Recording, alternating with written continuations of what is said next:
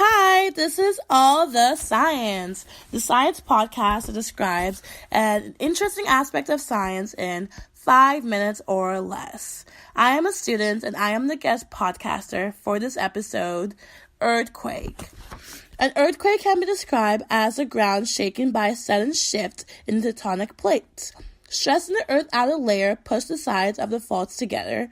Stress builds up and the rocks slip suddenly, releasing energy in waves that travel through the Earth's crust and cause the shaking that we feel during an earthquake. Earthquakes are measured using seismographs, which monitor the seismic waves that travel through the Earth after an earthquake occurs. Scientists used the Richter scale for many years to measure earthquakes, but now largely follow the moment's magnitude scale. Natural events such as volcanic eruptions and meteor impact can cause earthquakes, but the majority of naturally occurring earthquakes are triggered by movement of the Earth's tectonic plates. The Earth's surface consists of 20 continuous moving plates. The pressure increases from shifting plates can cause the crust to break.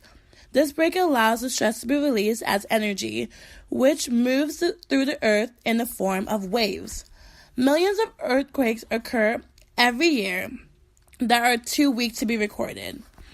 An earthquake with a magnitude of 6.0 and above can be very dangerous. Almost 80% of all the planet's earthquakes occur along the Pacific Ocean, called the Ring of Fire, a region that encircles the Pacific Ocean and is home to 452 volcanoes, which is 75% of the world's active and dormant volcanoes. Most earthquakes occur at a depth less than 80 kilometers from the Earth's surface. The word earthquake is used to describe any seismic event, natural or human cause. Standard reporting of earthquakes includes its magnitude, date and time of occurrence, geographic coordinates of its epicenter, depth of the epicenter, geographical region, distance to population center, and number of parameters.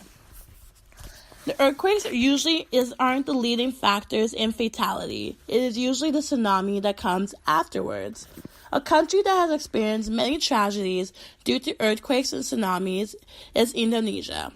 They experienced an earthquake on December 26, 2004, with a magnitude of 9.1.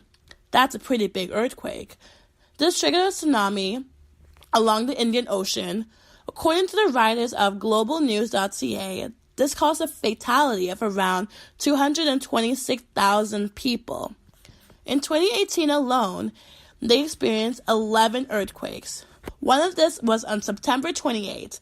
It had the magnitude of 7.5 and triggered a tsunami with a fatality of 2,256 people. Sadly, though, due to the rise of global warming is one of the main reasons for increase in seismic activities. Thanks for listening to All This Science. Contact us at allthisscience@gmail.com if you like.